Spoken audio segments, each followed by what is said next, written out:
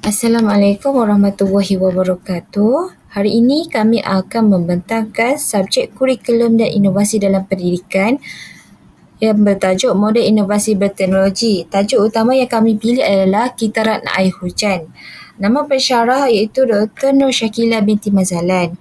Terlebih dahulu, saya akan memperkenalkan ahli kumpulan iaitu Nur Fakihah Alia binti Nur Azam, Siti Nur Farhanah binti Rahmat, Izzah Nasyitah binti Muhammad Azri, Muhammad Najib bin Abdul Hamid dan saya Nurul Syamimi binti Abdul Ghani. Seperti yang sedia maklum, ini adalah senarai ahli kumpulan kami iaitu Najib, Hana, Fakihah, Syamimi dan Izzah. Subjek yang kumpulan kami pilih adalah sains tahun 2 yang bertajuk Bumi dan Angkasa. Kita masuk kepada standard kandungan pula ialah 9.1 air dan standard pembelajaran iaitu 9.1.4 membuat urutan kitaran air semula jadi, 9.1.5 menjelaskan pemerhatian tentang kitaran air melalui lakaran, TMK, penulisan atau lisan. Baiklah, pembentangan untuk tajuk kitaran air ini merangkumi 2 objektif berserta 3 kriteria, iaitu untuk objektif ialah menyusun urutan kitaran air, menjelaskan proses kitaran air, manakala bagi kriteria kejayaan, murid dapat menerangkan proses kitaran air secara lisan atau menggunakan TMK. Murid dapat memberikan contoh kepentingan kitaran air dalam kehidupan seharian dan murid menunjukkan kefahaman melalui aktiviti seperti kuisis. Kandungan pembentangan yang melibatkan 6 iaitu kerangka pembangunan multimedia, 1 model pembangunan sistem pengajaran untuk meneliti keperluan pembelajaran dan tahap kefahaman murid. Yang kedua, storyboard memaparkan susunan babak animasi, dialog, kesan visual dan elemen audio. Ia membantu menyusun idea secara teratur dan memastikan setiap isi penyampaian disampaikan dengan jelas dan menarik. Ketiga, video animasi. Video ini adalah untuk menerangkan proses kitaran air menggunakan watak animasi pergerakan awan, hujan dan matahari. Bahasa yang diguna mudah difahami dan sesuai dengan murid tahap rendah. Yang keempat, kuis interaktif. Kuis ini direka menggunakan kuisis untuk menjadikan sesi lebih menyeronokkan. Kuis ini berfungsi untuk mengukuhkan pemahaman dan memberi maklum balas segera kepada murid. Yang kelima, rasional dan justifikasi aplikasi yang digunakan. Dan yang keenam, prinsip Myers. Seterusnya adalah kerangka pembangunan multimedia AD iaitu ADDIE. Untuk tugasan ini, kami menggunakan model AD bagi merancang pengajaran topik kitaran air untuk murid tahun 2. AD ialah satu model reka bentuk pengajaran yang digunakan secara meluas untuk merancang, membangunkan, melaksanakan dan menilai program pembelajaran atau latihan secara sistematik. Nama AD adalah singkatan kepada 5 fasa utama. Yang pertama, A. Analisis. Sasaran utama adalah murid tahun 2 dan kebanyakan murid ini belum didedahkan dengan konsep kitaran air. Mereka juga memerlukan bahan yang mudah difahami dan menarik bagi topik kitaran air ini. Yang kedua, D. Design. Objektif pengajaran ialah menyusun dan menyeraikan proses kitaran air dan menjelaskan keadaan dalam setiap proses seperti penjilatan dan hujan. Yang ketiga, D. Develop. Menggunakan prototipe iaitu video pengajaran di dalam kelas. Pengajaran berdasarkan buku teks sains tahun 2 dan aplikasi Canva. Di peringkat ini, kami membangunkan video animasi menggunakan Canva berpandukan buku teks sains tahun 2 dan disesuaikan untuk murid tahap 1 iaitu berunsurkan warna-warni dan mudah difahami. Video ini digunakan sebagai bahan bantu mengajar utama. Yang keempat, implement. Murid tahun 2, subjek sains iaitu kitaran air. Aktiviti utama ialah tayangan video di dalam kelas. Di peringkat ini pula, video ditayangkan dalam kelas bagi subjek sains tahun 2, topik kitaran air semasa sesi PNP. Murid menonton tayangan video di dalam kelas menggunakan projektor dan memberi respons serta terlibat secara aktif. Yang kelima, E. Evaluate. Penilaian menggunakan aplikasi quizzes. Murid menjawab set soalan berkaitan kitaran air, penilaian dan pemahaman tingkah laku murid sepanjang proses PNP berlaku. Di peringkat akhir ini, penilaian dibuat melalui aplikasi Quizizz diikuti pemerhatian terhadap pemahaman dan pelibatan murid semasa sesi pengajaran berlangsung. Secara kesimpulannya, model AD memudahkan kami dalam menyusun langkah pengajaran kitaran air dari peringkat perancangan hinggalah ke peringkat penilaian. Video animasi dapat menjadikan pembelajaran lebih menarik dan murid lebih faham serta terlibat aktif. Hal ini kerana model AD dapat memastikan proses reka bentuk pembelajaran dilakukan secara terancang dan berfasa supaya hasil akhir lebih berkesan dan memenuhi keperluan pelajar. Seterusnya adalah storyboard. Babak yang pertama, guru memulakan PNP dengan menyatakan tajuk kitaran air sebagai topik pembelajaran. Babak kedua, murid bertanyakan kepada guru soalan berkaitan air. Babak ketiga, guru menunjukkan video berkaitan air dan memberikan jawapan kepada soalan murid.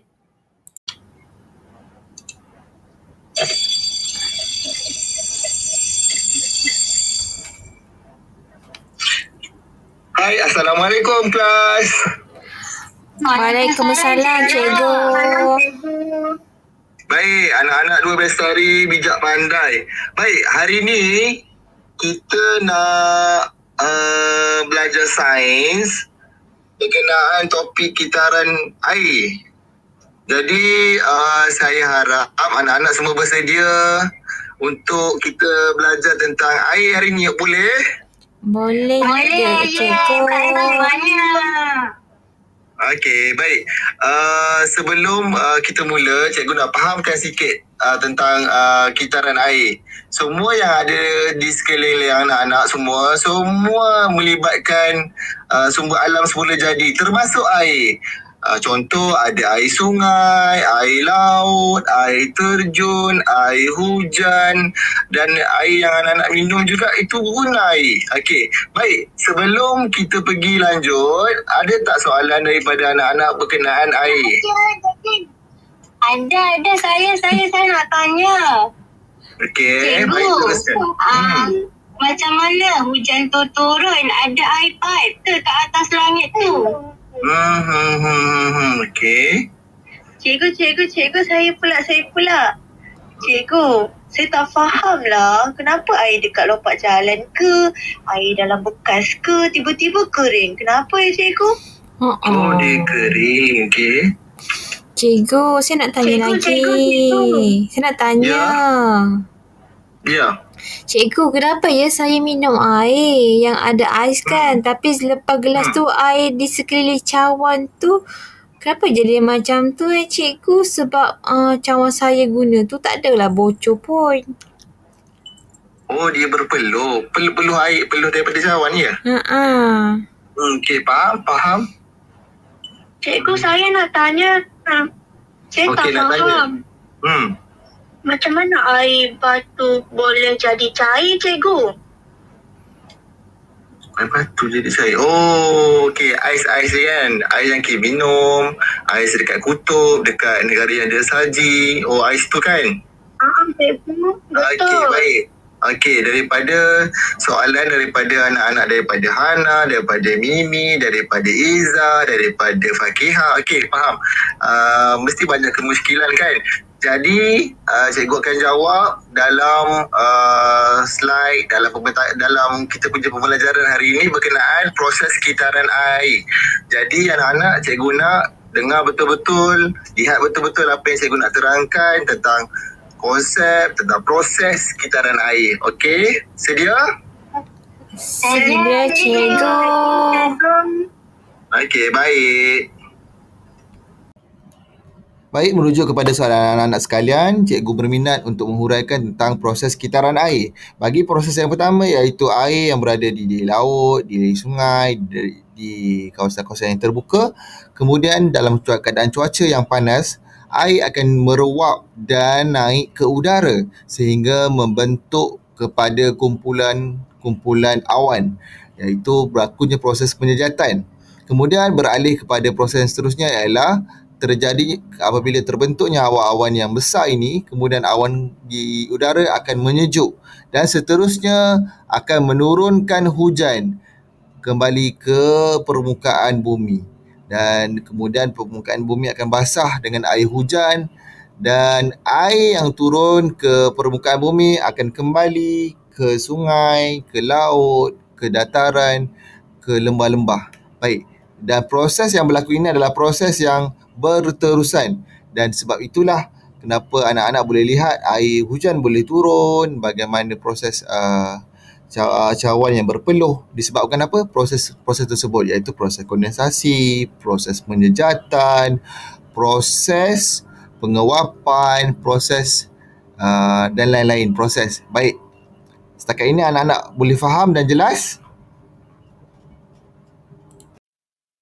Seterusnya, kami menggunakan kuis interaktif sebagai satu bentuk penilaian selepas murid menonton video pembelajaran berkaitan kitaran air. Tujuannya adalah untuk mengukur tahap pemahaman dan pengetahuan mereka terhadap topik tersebut. Jadi kuis ini dilaksanakan bukan sahaja berfungsi sebagai alat pentaksiran, malah ia juga merupakan salah satu elemen multimedia yang berkesan. Dan pihak sekolah juga turut menyediakan akses kepada platform multimedia yang berasaskan Web 2.0 seperti Quizizz yang kami gunakan, yang mampu menarik minat murid dengan pendekatan yang menyeronokkan dan interaktif. Seterusnya, rasional dan justifikasi aplikasi yang digunakan. Dalam sesi PDP ini, kami memilih untuk menggunakan dua aplikasi Web 2.0 iaitu Canva dan Quizizz atas beberapa sebab yang kokoh dan relevan dengan objektif pembelajaran.